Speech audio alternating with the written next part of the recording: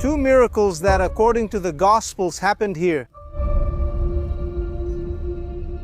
Was the episode of Jesus walking on water a message for his followers? And there are a lot of theories about that.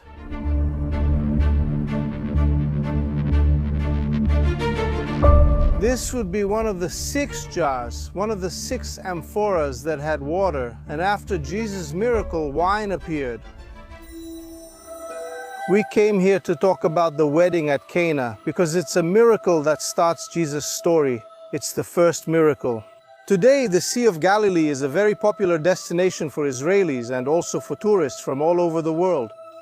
2,000 years ago, the landscape here was different. There were no hotels. There wasn't much of what we see today around the Sea of Galilee. Suddenly, the nets start filling up until they begin to break.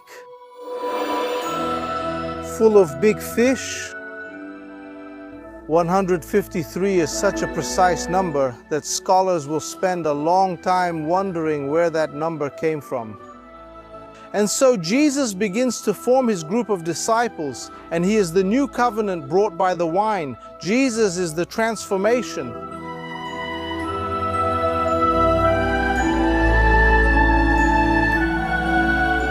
You are my guest. Let's go together. How many miracles were attributed to Jesus? How many times were the disciples amazed by the Master's impressive deeds? The episodes reported in the New Testament are both intriguing and exciting. In this third episode of the Jornada Infinita Christmas special, we will return to the places where it all happened to relive the story of the miracles. Both at the Sea of Galilee and in Cana, where the Gospel of John tells us that the first miracle of Jesus took place, you know the expression, changed from water to wine, right? Today we're going to travel together to 2 amazing places. The first is right here where I am, Cana of Galilee, where tradition tells us that the first miracle of Jesus took place, which according to the Gospel of John was the transformation of water into wine during a wedding. But we're also going together to another place far from here, where the largest painting in the world is located, about the wedding at Cana, and it's also the largest museum in the world. Joel makes a very clear reference. The wedding took place in Cana of Galilee. The problem is that Cana was a common city name at that time, so which one was it really? Since the 8th century, the Arab city of Kfar Cana, about 7 kilometers from Nazareth in Galilee, has traditionally been identified as the location described in the Bible. But there are other candidates. One of them is Hirbet Cana, which is also in Galilee, and the other is the city of Cana in southern Lebanon, which is not very far from here. And then we have to understand the archaeologist's dilemma. It's kind of like if we were to look for, in Brazil, I don't know how many thousands of years from now, the city of Bom Jesus exists. There's one each in Piauí, Paraíba, Rio Grande do Norte, Rio Grande do Sul, and even Santa Catarina.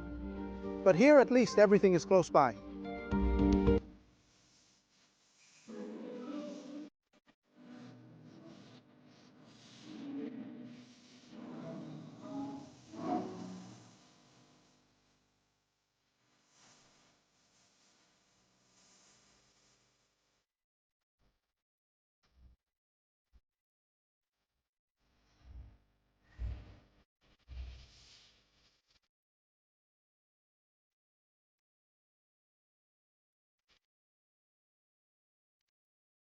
All of this shows us that there is an old devotion in this place. All of this points to the possibility that what is reported in the Gospel of John as the first miracle of Jesus may have happened exactly here.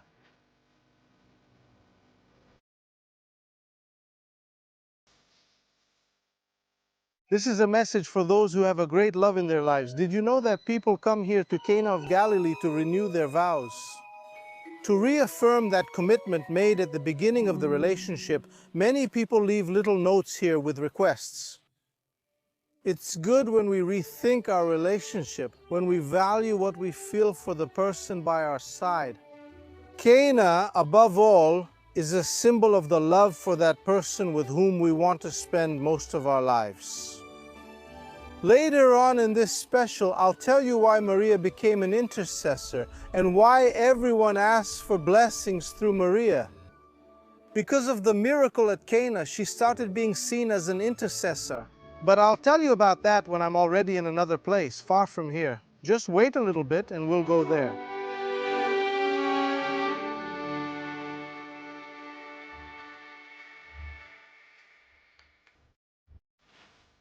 According to a tradition, this would be one of the 6 jars, one of the 6 amphoras that held water. And after Jesus' miracle, wine appeared, and not just any wine, but the best wine. Over time, this miracle has been interpreted in several ways. But to continue this story, I want to travel thousands of kilometers away from here, from Cana of Galilee. I want to show you the world's largest and most important painting on this theme. Just reflecting on this place, this painting, and our experiences here, it made me want to have some wine. And when I think of wine, of course I think of France, Paris, the Louvre Museum. Voila!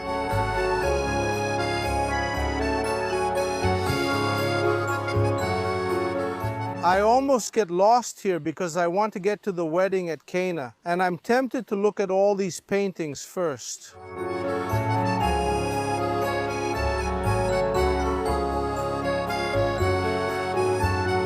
And the largest painting in the Louvre Museum is actually about the wedding at Cana. But Paolo Veronese's painting, poor thing, so beautiful, so huge, but look where it is. People all turn their backs to it because they want to see the Mona Lisa. Look, this tiny painting draws much more attention than what we actually came here to see, which is that masterpiece on the other side. I'll tell you something, I don't even find her interesting. Let's go see the wedding at Cana. I think it's good because everyone stays on this side, so we can be comfortable over there. Plus, the wedding at Cana by Paolo Veronese is one of the Louvre Museum's most beautiful paintings. Just imagine having a celebrity as your roommate on a trip. Everyone goes after the celebrity. Everyone wants to know. It's all about Mona Lisa, La Gioconda, and you, poor thing, so beautiful, so wonderful, so dazzling, just get overlooked. It's like being almost abandoned, you remember? It's kind of like Ringo Starr in the Beatles, the one nobody wants to see, but not us. We're here to talk about the wedding at Cana because it's the miracle that starts the story of Jesus. It's the first miracle.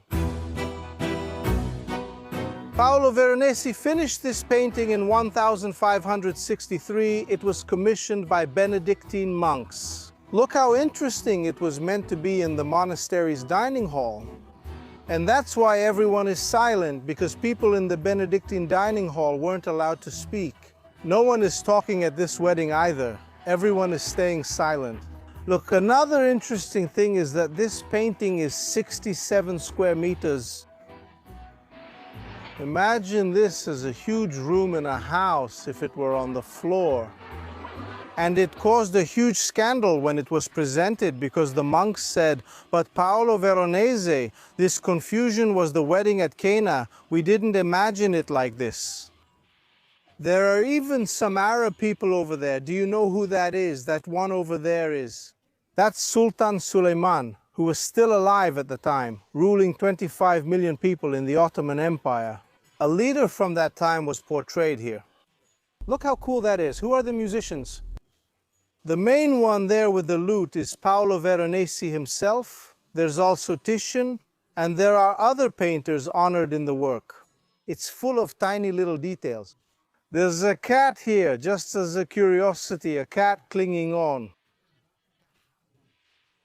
The amphora in the painting, the amphora, which was one of the 6, right, that the Gospel of John tells us were the object of the miracle. There was water inside and it turned into wine. Now here, Look, the miracle has already happened because there's a servant pouring from the large amphoras into small jars, into small vessels to serve, right? The wine made by Jesus.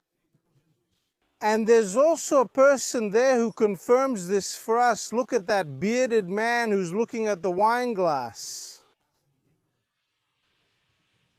He is the witness to the miracle. It's because of him that we are sure something strange happened, something unexpected happened. Jesus, who is at the center of the table, turned the water into wine. Do you remember the story I already told back in Cana?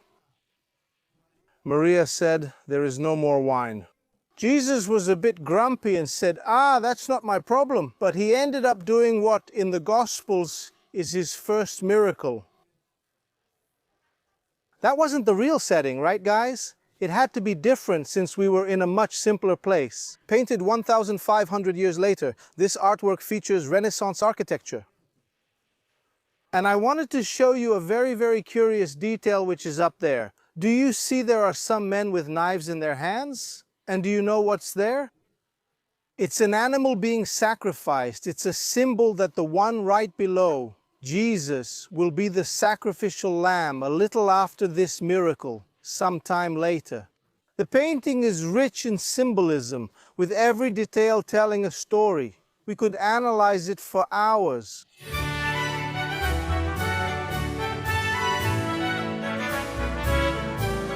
There's a moment there that I think is very important in the painting, which is that well-dressed person standing there.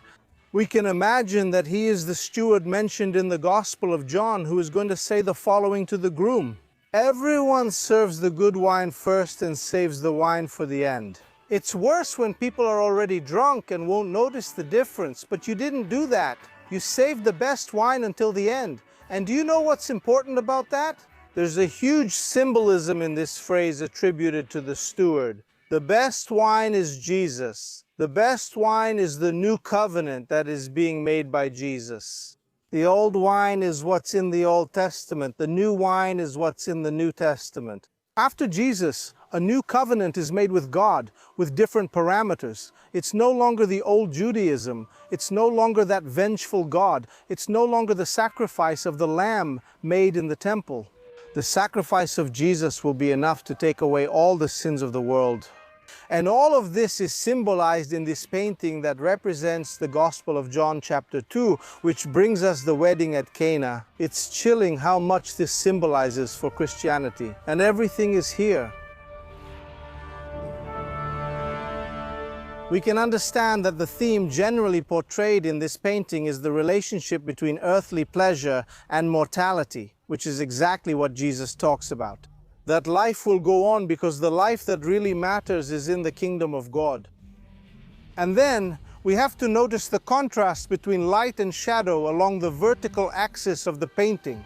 And look how everything leads us to the sky. There are birds flying. There are those clouds that give us the idea that God is up there waiting for us.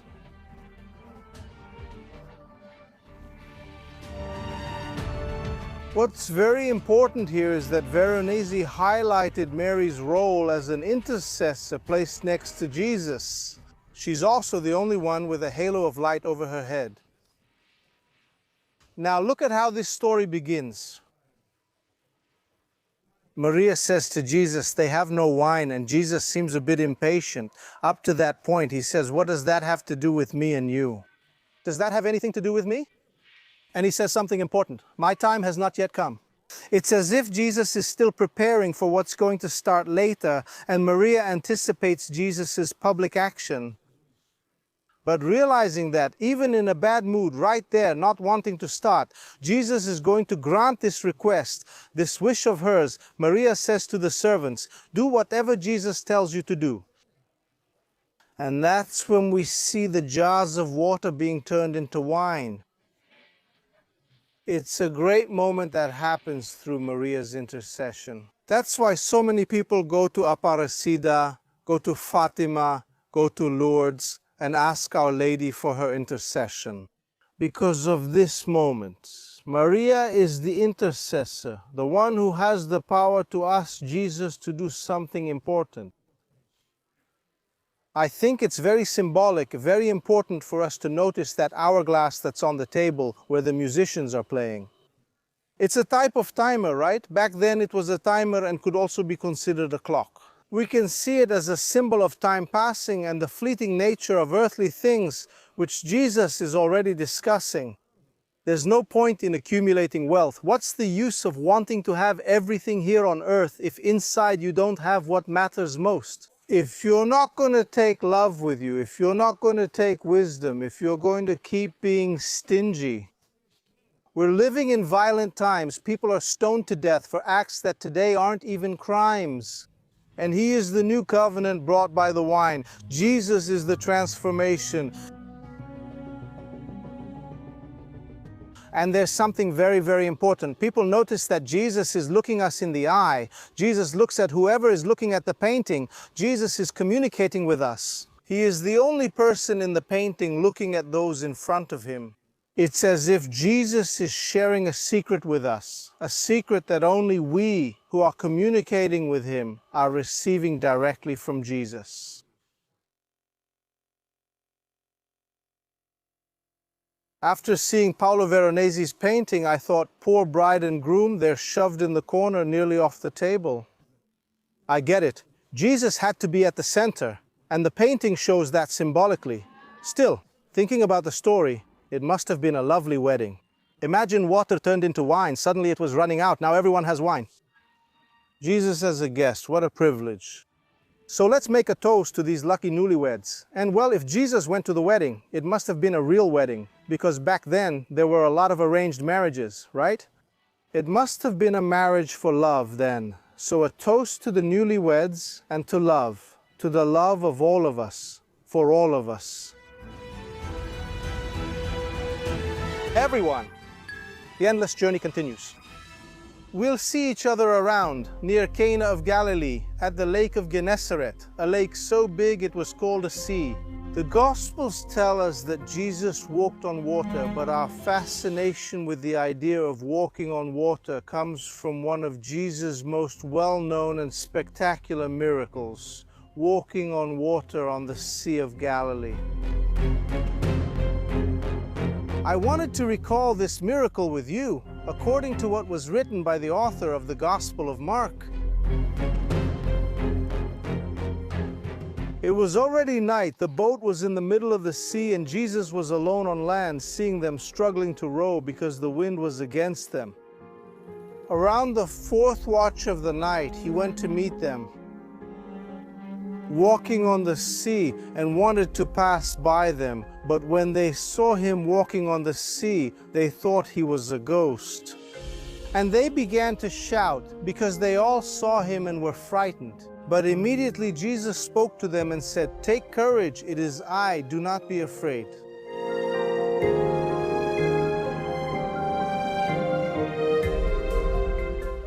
After Jesus tells them not to be afraid, Pedro replies, "Lord, if it is you, command me to come to you." On the water, Jesus said, "Come."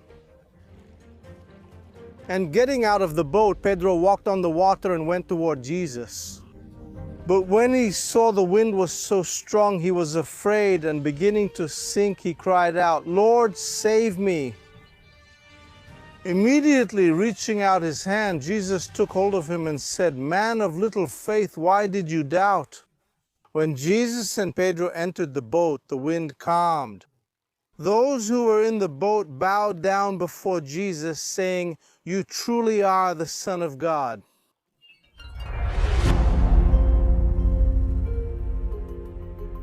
Guys, it's really hard for our modern minds when faced with a miracle like this, with all the science we have at our disposal, not to imagine what could have happened to Jesus if it could in fact have been some phenomenon different from what was reported by the Gospels. And there are a lot of theories about this. There's the Sea of Galilee, which isn't actually a sea, but a large frozen freshwater lake, suddenly creating a kind of platform on which Jesus could have walked. In this case, imagining that Jesus was barefoot, it would be quite difficult. Another hypothesis is that at that moment there was some kind of sandbar or another submerged structure here on which Jesus could have balanced himself for a few moments. Recently, just a few years ago, the Sea of Galilee dropped so much in level that some sand islands were formed. It might have been something like that. It's worth remembering that it was a stormy night with very strong winds in the early morning, and they were all tired. We can imagine, and on top of that, their first impression is that Jesus is a ghost. In other words, they're not very clear about what they're seeing. Could it have been some kind of collective hysteria? Everyone there, confused by the movement of the waves at dawn, in the darkness, and they all experienced the same optical illusion. A note in this edition by Federico Lorenzo, who is the translator I've been using to explain this miracle, helps us understand an important difference in the way this episode, this miracle, is reported. In the different Gospels, and the main difference appears in Matthew, Federico Lorenzo tells us the following. Matthew is the only evangelist who uses the preposition epi. In a certain way, this leads us to think that Jesus actually walks on the water. In the Gospels of Mark and John, they use the preposition in a different way, which introduces some ambiguity about whether Jesus is walking on the sea or near the sea, not exactly on the water. In other words, in Mark and John, there is no certainty, there is no clarity at least, that Jesus walked on the water. But in Matthew, yes, the way the preposition is used leads us to be certain that for the evangelist Matthew, Jesus actually walked on the water. And then I remember that Matthew is also the only one who adds the fact that Peter also walked on the water.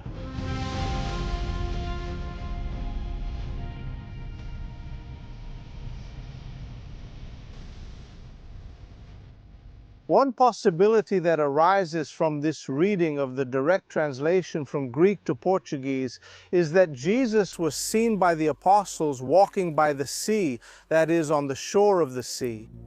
Here, just like I'm doing now, on the shore of the Sea of Galilee. And maybe this was caused by the apostles' mental confusion, tired on that dark night out at sea.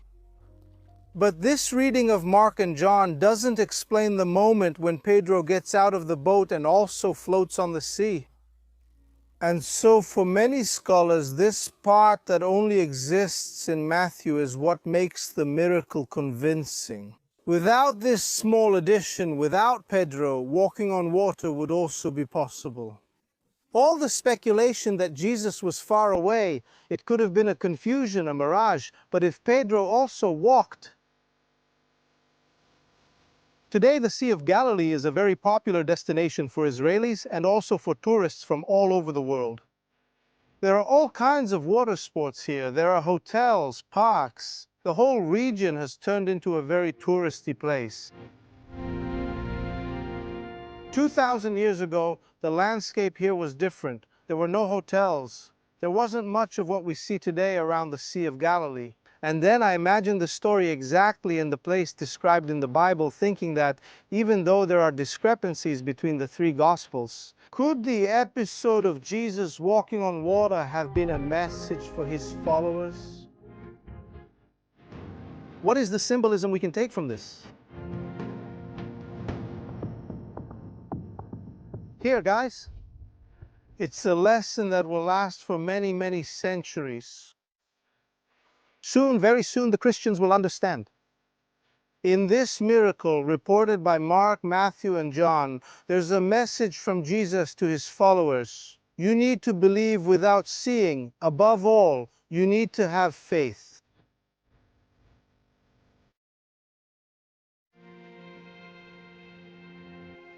The apostle who was renamed by Jesus a stone in Aramaic, Pedro, is always the one who reminds us of our humanity.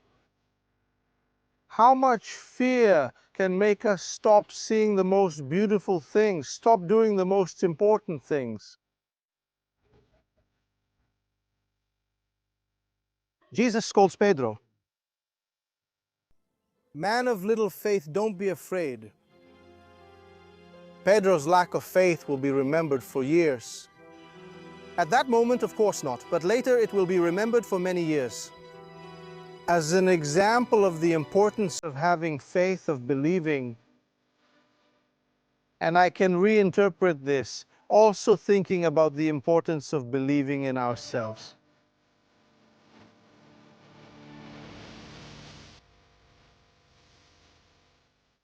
Pedro walks on water, but he has so little confidence in himself that he ends up drowning in the city. In those same fresh waters of Galilee, we were told that Jesus turned terrible days for his disciples into miraculous fishing trips. How many times do we get frustrated? Something we wanted so much, something we worked so hard for, put in days and nights of effort. It just doesn't happen. And then an inspiration appears, a gesture, or someone who suddenly shows up and changes everything.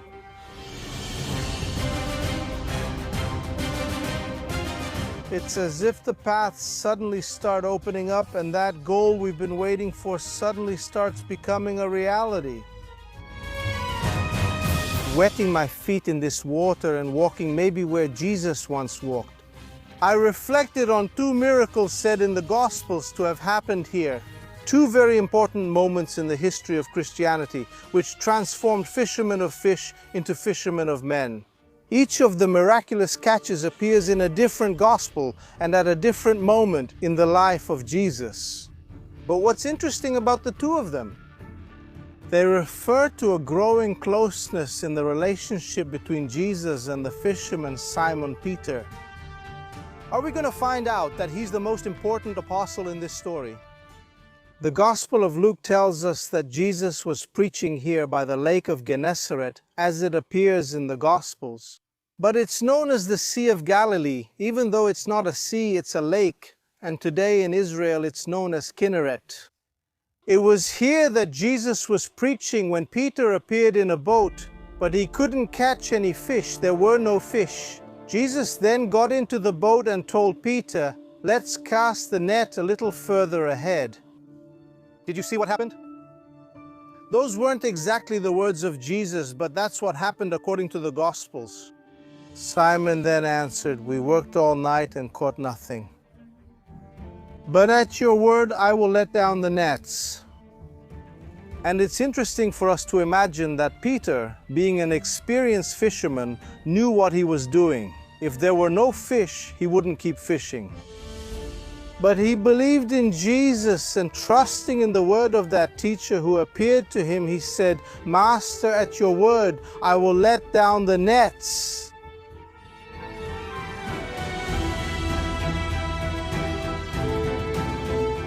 Maybe it was an intuition, an inspiration.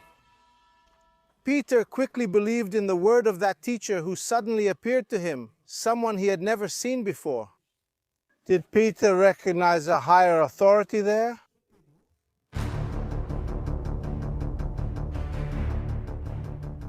Simon decides to follow Jesus' advice and casts the nets. Suddenly, the nets start filling up until they begin to break. And Jesus says to them, "Don't be afraid, from now on you will catch people alive." Simon, now renamed Peter, and his companions John and James, sons of Zebedee, decide that the time has come to follow Jesus.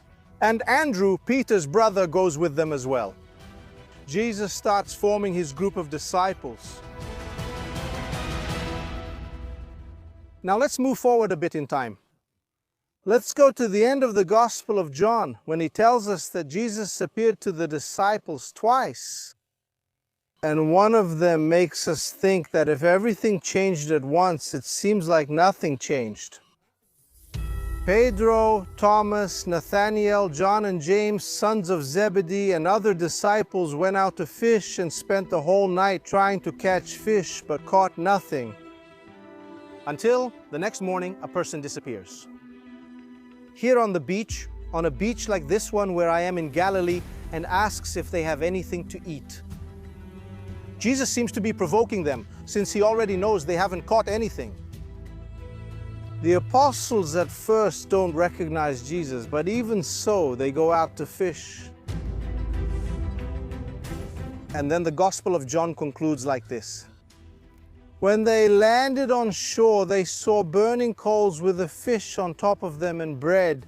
And Jesus said to them, "Bring some of the fish you have just caught." Then Simon Peter went and dragged the net to the shore, full of large fish. 153. 153 is such a precise number that scholars will spend a long time wondering where this number came from. What is the symbolism? What meaning could this number have? Or maybe it doesn't have any meaning at all.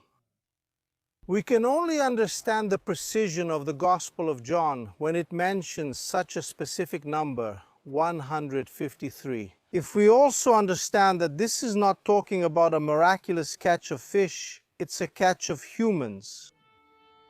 It's the beginning of a preaching, the beginning of a congregation that will one day become the Christian church.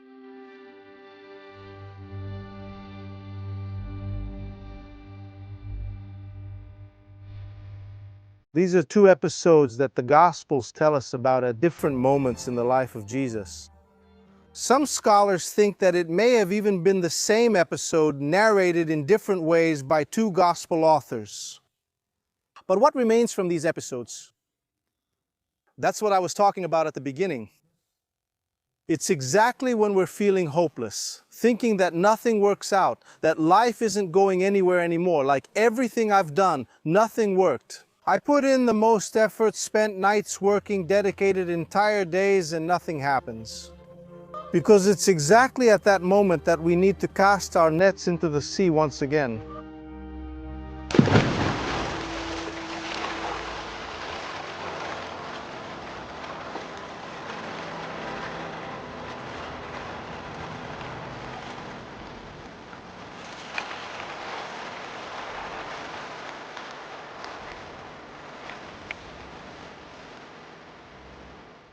In the final episode of the Jornada Infinita Christmas special, we'll discuss the birth of Jesus. What day was it really? And what does archaeology say about the hometown of the Master from Nazareth?